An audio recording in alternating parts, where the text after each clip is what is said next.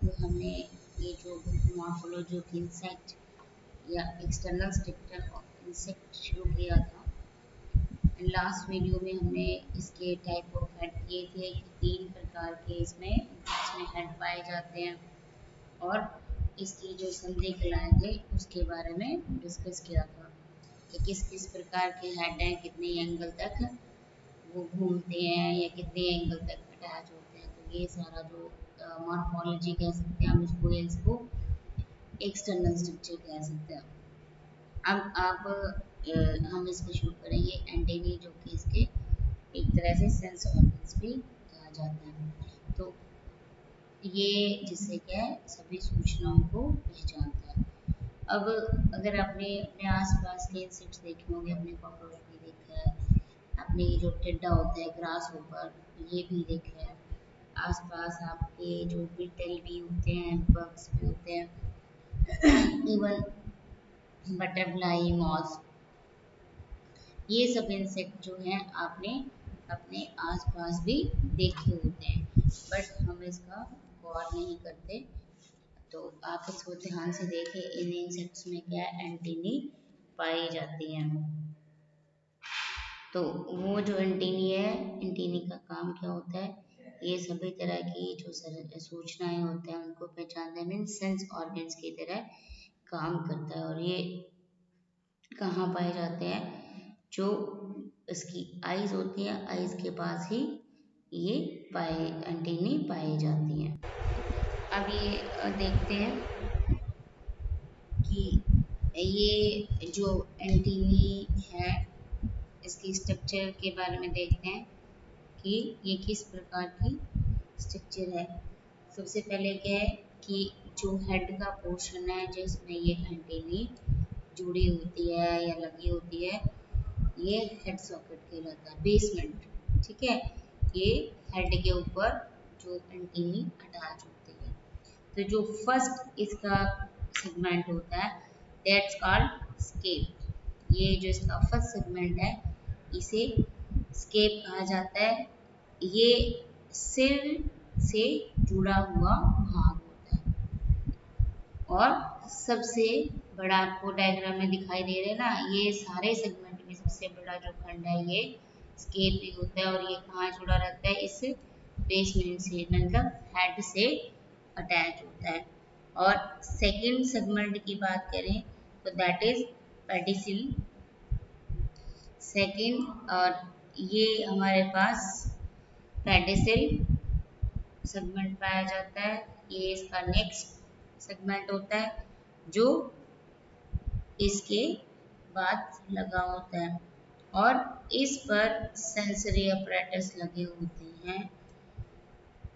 जैसे जो mail mosquito होता है, जो नर मच्छर होता है, उसमें इसे क्या कहा जाता है, इन सेंसरी ऑर्गन्स को, जॉनसन ऑर्गन। ये सेंसरी ऑर्गन होता है। तो इस प्रकार फर्स्ट जो सेगमेंट है वो हेड से अटैच होता है, इसे स्केप कहते हैं। सेकंड जो पेडिसिल होता है, पेडिसिल में सेंसरी अपरेटस लगे होते हैं, जिसे जॉनसन ऑर्गन्स कहा जाता है। किसमें, मेल मॉस्किटो में, नर मच्छर में। अब नेक्स्ट जो खंड है वो है फ्लैजिलम, और फ्लैजिलम में ये सारे खंड जुड़े होते हैं। इसमें कई खंडों का बना हुआ ये भाग होता है। तीसरा फ्लैजिलम, जो एंटीना का सबसे बड़ा भाग होता है। क्यों? क्योंकि इसमें ये सारे खंड इसी भाग के, इस फ्लैजिलम के ही पार्ट होते हैं। तो इनकी संख्या, जो इन पार्ट्स की संख्या, फ्लैजिलम के जो खंड है इनकी संख्या अलग अलग इंसेक्ट में अलग अलग होती है, कम भी हो सकती है, ज़्यादा भी हो सकती है। और यह भी एक इनका मॉर्फोलॉजी आइडेंटिफिकेशन का करेक्टर होता है। नेक्स्ट देखते हैं हम कि जो एंटीनी है वो किस प्रकार की होती है। अलग अलग शेप स्ट्रक्चर होती है ना इनकी सबकी।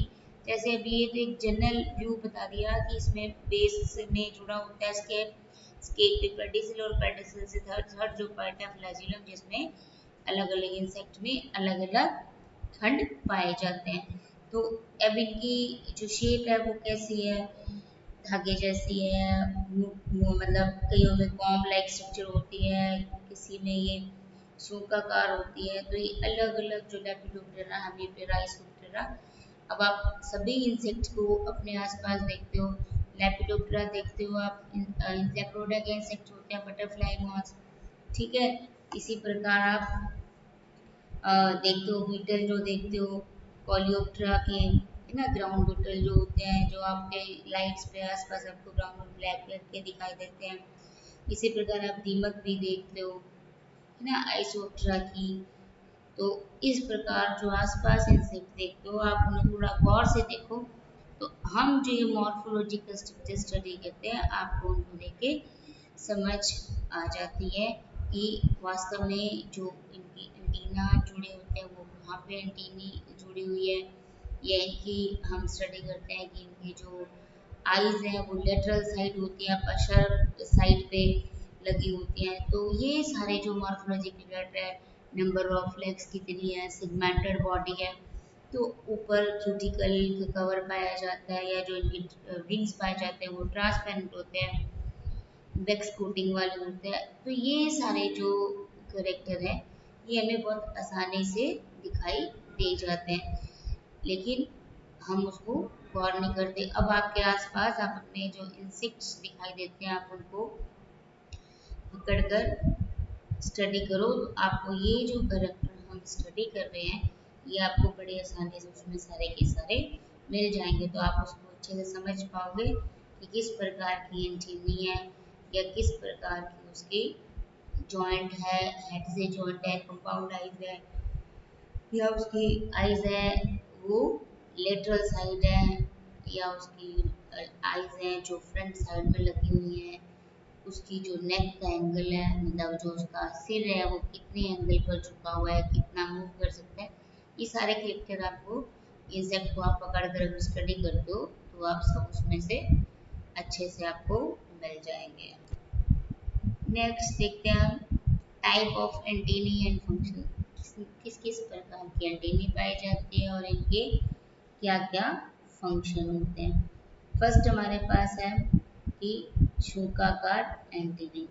ये कैसी होती है, एक पतले धागे की तरह, रोम की तरह, जिसको कहते हैं हियर, और इसका जो बेस वाला भाग मोटा होता है और ऊपर की तरफ जो इसकी सेगमेंट है, अगर हम एंटीनी की बात करें तो ये एक हेयर की तरह, मीन्स ये इस तरह से नीचे के तो मोटे होंगे, ऊपर जैसे जैसे जाएंगे ये एंटीनी पतली होती जाएगी, और इसके जो खंड है पतले होते जाते हैं, और जो लास्ट वाला खंड होता है जो टॉप पे होता है वो सबसे पतला होता है। अब कौन से में मिलते हैं ये जब एंटीनी, ये मिलते हैं हमारे पास कोलियोप्टेरा, ऑर्थोप्टेरा एंड लेपिडोप्टेरा।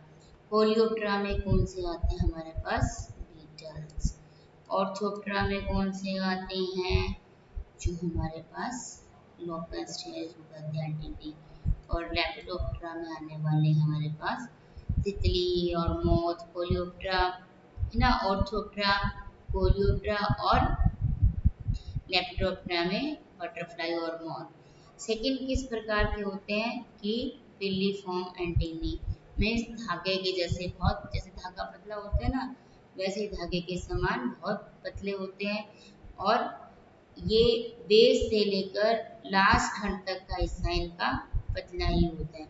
इनकी मोटाई बराबर होती है। अब आपको पता है धागा कैसे होता है, धागे की अगर बात करें तो क्या है, धागा इस प्रकार होता है, उसकी मोटाई भी बराबर होती है। इसी प्रकार ये जो एंटीनी है उसके जो सेगमेंट जुड़े होंगे उसकी मोटाई इक्वल होती है, स्टार्ट से लेके बेस से लेके एंड तक। और ये इस प्रकार की जो एंटीनी है किस में पाई जाती है, ऑर्थोप्टेरा जैसे लोकस्टिटा, कोलियोप्टेरा जैसे बीटल है, ग्राउंड बीटल आपको एग्जांपल दिया हुआ है, लेपिडोप्टेरा अभी पहले ही बताया था, लेपिडोप्टेरा ग्रुप में कौन आता है, बटरफ्लाई एंड मॉथ। नेक्स्ट हमारे पास है मुक्ताकार एंटीनी, मॉली मोनेलिफॉर्म एंटीनी। अब ये एंटीनी क्या होती है, इनके जो खंड होते हैं वो अंडाकार मोती जैसे दिखाई देते हैं। कैसे होते हैं हमारे मोती, इस प्रकार से अंडाकार मोती जैसे दिखाई देते हैं। इसमें क्या था, नीचे से मोटाई ज्यादा थी, ऊपर पतले होते गए। इसमें धागे वाले में जो मोटाई है वो इक्वल रहती है। और इसमें अगर हम बात करें तो इस प्रकार ये अंडाकार मोती के समान दिखाई देता है और ये माला की तरह। नेचुरल मोती की माला कैसे, अगर इस प्रकार से ये खंड जुड़े होंगे आगे के आगे तो ये हमें एक माला की तरह ही दिखाई देते हैं। आइसोप्टेरा में कौन आता है, दीमक। आइसोप्टेरा के जो एनिमल है दीमक, उसमें इस प्रकार की एंटीनी मिलती है। नेक्स्ट हमारे पास है पैक्टिनेट एंटीनी, कंगाकार एंटीनी। अब सिंपल सी बात है, कंगाकार की अगर बात करें तो कंगा या जो फॉर्म है उसकी किस तरह से शेप होती है, इस तरह से, मतलब जिसमें हम कह सकते हैं कि इस प्रकार से ये कंगे जैसी दिखाई देती है। या हर खंड पर क्या होता है, आरी के समान कंगा क्या होता है, इस प्रकार से होता है और आगे से ये सारे जो इसकी स्ट्रक्चर होती है वो तीखी होती है। तो इसमें भी कैसा दिखाई देता है, एंटीनी के हर खंड पर क्या होता है, आरी के समान दिखाई देता है और कंगे की तरह ही ये एंटीनी दिखाई देती है। कोलियोप्टेरा और लेपिडोप्टेरा। कोलियोप्टेरा में कौन से आते हैं, बीटल्स। अब बहुत सारी स्पीशीज ऐसी हैं एक ही ऑर्डर की जो अलग अलग एंटीनी पाई जाती है, जिनमें अलग अलग एंटीनी पाई जाती है। ऑर्डर एक है लेकिन स्पीशीज और उसका जीनस भी डिफरेंट हो सकता है। नेक्स्ट हमारे पास है पत्राकार एंटीनी या लैमिलेट एंटीनी। अब लैमिलेट एंटीनी क्या होती है, जो एक घुंडीदार रूप में विकसित होती है, मीन्स घुंडी के रूप में विकसित होती है। और जो एंटीनी के खंडों में सबसे बाद वाला जो खंड है वो कैसा हो जाता है, घुंडी में नहीं बदलता और पत्ती जैसी आकृति में बदलता है। ये भी किसमें पाया जाता है, कोलियोप्टेरा मीन्स बीटल में इस प्रकार की एंटीनी पाई जाती है। कैसी, घुंडी के आकार की। नेक्स्ट हम देखते हैं क्लीवेट, गदाकार एंटीनी। इसमें क्या होता है, नीचे वाला जो भाग होता है वो गदा के समान होता है और ये किसमें पाए जाते हैं, और लेपिडोप्टेरा, हाइमेनोप्टेरा और कोलियोप्टेरा। हाइमेनोप्टेरा में क्या आता है और लेपिडोप्टेरा में आपको बारी बारी रिपीट क्यों हो रहा है, कोलियोप्टेरा, बीटल्स। और जो सबसे लास्ट का जो खंड होता है वो सबसे बड़ा होता है। अभी हम इसका डायग्राम देखते हैं ये किस प्रकार की होती है। एक डायग्राम से जैसे जैसे हमने अभी बताया वैसे वैसे ये क्लियर है। नेक्स्ट हम देखते हैं बाइपंक्टिनेट एंटीनी, बाइपंक्टिनेट दिस वन। अब बाइपंक्टिनेट एंटीनी क्या होती है कि इसमें दोनों तरफ कंधे जैसी आकृति होती है। देखिए इधर भी इसके स्पाइंस लाइक स्ट्रक्चर है और इधर भी ये स्पाइंस लाइक स्ट्रक्चर है। तो ये बाइपंक्टिनेट मीन्स अगर हम इसकी बात करें कंगाकार की तो इसके एक ही तरफ ये स्पाइन जैसी स्ट्रक्चर्स निकली होती है, लेकिन इसकी द्विकंगाकार एंटीनी या बाइपंक्टिनेट एंटीनी के दोनों तरफ इस प्रकार की ये स्ट्रक्चर्स पाई जाती है। और इस प्रकार की जो एंटीनी है वो रेशम जो कीट होता है सिल्क वो में पाई जाती है।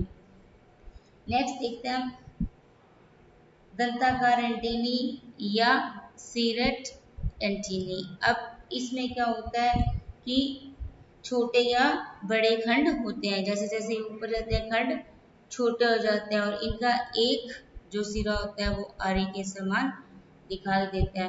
देखिए बड़े से जैसे जैसे ऊपर की तरफ जाते हैं ये सेगमेंट छोटे होते जाते हैं। और ये बीटल या जैसे इसको कहते हैं कोलियोप्टेरा में इस प्रकार की एंटीनी पाई जाती है।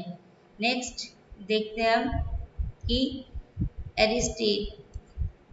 एरिस्टेट एंटीनी किस प्रकार की एंटीनी है कि इसमें जो पहला खंड है उसमें स्केप कौन सा था, जो हेड के पोर्शन से जुड़ा होता था, बड़ा होता है, चौड़ा होता है और पेडिसेल स्केप से लंबा होता है। ये इसका पेडिसेल है। जनरली क्या होता है, स्केप बड़ा होता है और पेडिसेल अब इससे ये बड़ा खंड पाया जाता है। और जो फ्लैजिलियम है वो दोनों से बड़ा होता है। फ्लैजिलियम क्या होता है, जिसमें ये सारे खंड पाए जाते हैं, ये छोटे वाले। तो अब ये इन सबसे बड़ा होता है। और इस प्रकार की जो एंटीनी है वो डिप्टेरा या जैसे इसको हाउस फ्लाई, फ्रूट फ्लाई में पाई जाती है। नेक्स्ट हमारे पास है हॉर्नलेट एंटीनी या चक्राकार एंटीनी। चक्राकार एंटीनी, अब इसमें कैसा होता है कि एंटीनी में जो सेगमेंट होते हैं उसके चारों ओर इस प्रकार के हेयर के झुंड पाए जाते हैं। देख रहे हैं हम लोग किस प्रकार से एक जगह से कितने सारे हेयर निकले हैं झुंड के रूप में। तो ये झुंड के रूप में इसमें रोम निकले होते हैं। और जैसे ये आकृति में कैसे दिखाई देते हैं, जैसे धागे समान, और ये इसके ऊपर झुंड में ये रोम लगे होते हैं। इस प्रकार के जो एंटीनी है वो बग्स या जो मेल बग होते हैं, मेल इंसेक्ट जो होते हैं बग्स में, मिली बग जो होते हैं, मैंगो मिली बग, उसमें ये पाए जाते हैं।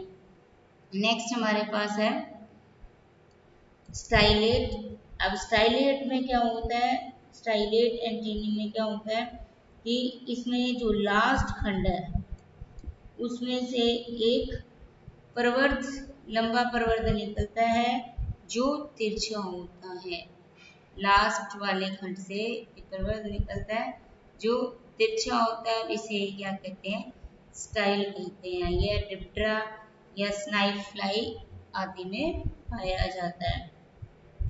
अब उसके बाद हमारे पास है इस प्रकार का कोहनिकार एंटीनी या जेनिकुलेट। अब कोहनिकार एंटीनी नाम से पता लगता है कि ये घुंडीदार, या जिसको कहते हैं मुड़ा हुआ होगा, जैसे कुनी मूव करती है कुनी, तो उस प्रकार से एंटीनी का स्केप क्या होता है। ये स्केप, स्केप कौन सी खंड था जो हेड से जोड़ता है। स्केप क्या होता है, लंबा होता है और घुंडीदार। अब ये मुड़ने लग गया ना आपको, देखो स्केप के बाद पेडिसिल और पेडिसिल के बाद फ्लेजिलम। अब फ्लेजिलम में क्या होता है, ये सारे के सारे खंड फ्लेजिलम में पाए जाते हैं। और पेडिसिल सेकेंड खंड होता है जो कि स्केप से जुड़ता है। स्केप फर्स्ट, पहला वाला सेगमेंट, फर्स्ट सेगमेंट जो कि हेड से जुड़ता है। और जो लास्ट फ्लेजिलम होता है, फ्लेजिलम का लास्ट भाग होता है वो क्या 90 डिग्री एंगल पर मुड़ा रहता है। और इस कारण क्या है, इसे कोहनीकार एंटीनी कहते हैं। दिखाई दे रहा है ना, इस प्रकार से ये मुड़ा हुआ भाग दिखाई देता है। ये वेस्ट जो होते हैं, जिसको ये येलो और ब्लैक, हमारे आप इनको देखते भी हो, आप अपनी लैंग्वेज में इनको और कुछ नाम कहते हैं कॉमन लैंग्वेज, जो येलो और ब्लैक कलर के उड़ते हुए पाए जाते हैं। और हनी बीज में इस प्रकार के एंटीनी पाई जाती हैं। अब एंटीनी के जो फंक्शन है, क्या क्या कार्य करती हैं। अब सबसे पहले तो क्या है कि ये एक तरह से इनके स्पर्शक होते हैं, और जिससे क्या है इन कीटों को अपना रास्ता पता चलता है। मतलब this is working like a sensory organs. और सेकेंड, शिकार को पकड़ने में सहायता करते हैं। जब कोई ऐसा शिकार इनके सामने आता है तो एंटीनी उसको ग्रिप करके पकड़ लेते हैं और सेंसरी ऑर्गन की तरह कार्य करता है। तो जब भी कभी किसी प्रकार का कोई इनको खतरा होता है, कोई रिस्क फैक्टर जब होता है, तो एंटीनी की सहायता से इन्हें पहले ही, इंसेक्ट्स को पहले ही सूचना मिल जाती है। और फिर अगर मॉर्फोलॉजिकल करेक्टर के बेस पर आइडेंटिफिकेशन की बात करें तो एंटीनी की पहचान से हम मेल और फीमेल इंसेक्ट्स को अलग कर सकते हैं। मीन्स आइडेंटिफिकेशन का जो मॉर्फोलॉजी स्टडी एक बेसिक और सबसे जरूरी जो महत्वपूर्ण काम है कि हम उसकी मॉर्फोलॉजी को स्टडी करें, इंसेक्ट का आउटर स्ट्रक्चर स्टडी करें। तो antennae is the one character which define the male and female, कि मेल और फीमेल को हम उससे डिफाइन कर सकते हैं। और नेक्स्ट, जब मैटिंग प्रोसेस के टाइम ये पकड़ को मजबूत बनाने के लिए भी काम में आती हैं। और इनसे जो टच है या जो स्वाद है या जो स्मेल है, इन सब की जो सूचनाएं है वो इंसेक्ट्स को एंटीना की सहायता से मिलती है। तो इसे ये जो इनका काम है ये एक तरह से ये सेंस ऑर्गन्स की तरह भी काम करता है। तो दिस इज द मॉर्फोलॉजी या एक्सटर्नल स्ट्रक्चर ऑफ इंसेक्ट। इसकी बॉडी के जो पार्ट बाहर से दिखाई देते हैं, एंटीनी जो लगी होती है वो किस किस तरह की होती है। तो ये एक जनरल व्यू कि इंसेक्ट बाहर से दिखाई देते हैं तो कौन कौन से उसके बॉडी के सेगमेंट हैं और बॉडी के पार्ट्स हैं। नेक्स्ट में हम इसकी इंटरनल स्ट्रक्चर की स्टडी